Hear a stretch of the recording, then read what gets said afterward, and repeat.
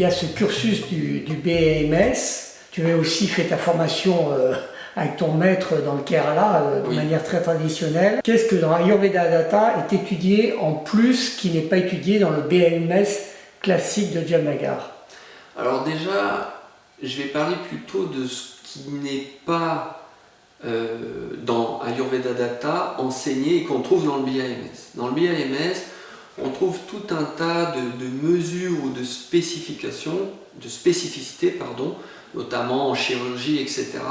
qu'on ne voit pas ici, puisque déjà on sort du cadre légal et qu'il y a beaucoup de choses en fait dans l'Ayurveda traditionnel indien qui n'a plus vraiment de sens d'être appliqué, puisqu'on ne vit pas dans les mêmes cultures, on ne vit pas dans les mêmes zones, on ne vit pas dans les mêmes climats. Et du coup, il y a tout un effort de réadaptation de ce qui est enseigné dans le BAMS pour nous, pour qu'est-ce qui se passe en Europe. Et là, mes qualités d'herboriste et de connaissant en fait des soins et de la culture européenne a été largement pris en compte. Et il y a bien sûr des choses aussi que moi je pensais trouver dans le BAMS que je n'ai pas trouvé réellement, ou en tout cas qu'on a survolé, puisque dans la pratique, peu de gens ne savaient réellement transmettre et l'enseigner, et notamment la prise de pouls, le regard sur la langue, sur les urines, et sur ce qu'on appelle Akroti Pariksha, qui est les signes du corps, ce qu'on appelle la morphopsychologie en naturopathie actuelle, voilà, et qu'on appelle le Hasta Jyotish en Inde, et notamment sur la lecture de signes de la main, qui sont largement étudiés et abondamment dans la médecine actuelle en fait renseignés, puisqu'il y a une réelle recherche souvent sur des maladies congénitales, voire génétiques, sur les empreintes, notamment sur les dermatoglyphes. Donc en fait, on sent qu'en ce moment, il y a quelque chose qui se rallie entre le passé et le présent, que je retrouve dans mon enseignement et qui prend toute sa légitimité. Et donc, en cherchant en fait à analyser le pouls, la langue et les urines d'une manière traditionnelle, avec les outils traditionnels de l'Ayurveda, il y a bien sûr beaucoup de choses dans les textes, mais c'est très succinct, c'est ce qu'on appelle assez caché avec ce qu'on appelle le Sandhya Bhashya, c'est-à-dire un langage obscur qui bloque l'accès à des personnes qui ne sont pas initiées dans ces outils de compréhension et qui fait que c'est pratiquement imbuvable, immangeable et que peu de gens en fait savent réellement exercer ces outils de soins et de diagnostic. Donc j'ai eu la chance de rencontrer la Davidya, qui est cette parampara, cette lignée dans le sud, qui eux n'ont pas fait d'études universitaires, mais qui ont gardé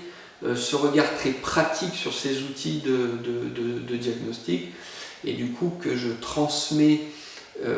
dans ce mentorat avec beaucoup de respect et beaucoup de sacralité, puisque c'est un bien qui est, je pense, très précieux, mais aussi qui demande toute une vie de développement, puisque ça vient faire appel à beaucoup de choses de très intuitives, de très sensibles, même s'il y a des squelettes de pratique et de technicité très établis, il y a aussi toute cette dimension sensible qui est importante de développer.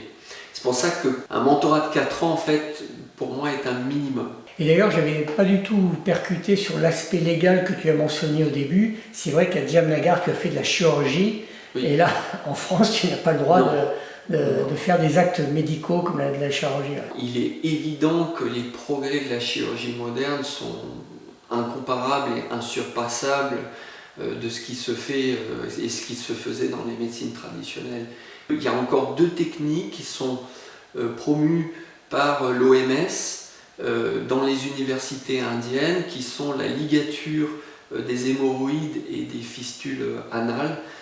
avec un taux de récidive qui est à peine de 4%, alors qu'en médecine allopathique, elle est encore de 30 à 40% dans certaines mesures. Et même si ces mesures peuvent être un peu douloureuses et sembler un peu moyenâgeuses, elles sont encouragées par l'OMS parce qu'elles sont assez faciles de mettre en place, elles peuvent être accessibles à des gens à des masses pauvres de la population. C'est un travail de couturier manuel et on a plus de couturiers en France. Alors le couturier manuel et en Inde, ça se fait bien sûr entre une équipe de médecins allopathes et ayurvédiques où on a un anesthésiste qui venait de l'hôpital, qui était de l'autre côté de la rue d'ailleurs, hein, en Inde. Les deux ne sont pas dissociés, il y a une espèce de médecine intégrative qui se fait tout à fait naturellement, où l'anesthésiste de l'hôpital du CHU, on va dire de Jamnagar, venait faire l'anesthésie, veiller à prendre toutes les mesures nécessaires pour surveiller le patient, et le Vaidya, le médecin ayurvédique, qui venait travailler sur la fistule avec les méthodes de l'Ayurveda, main dans la main.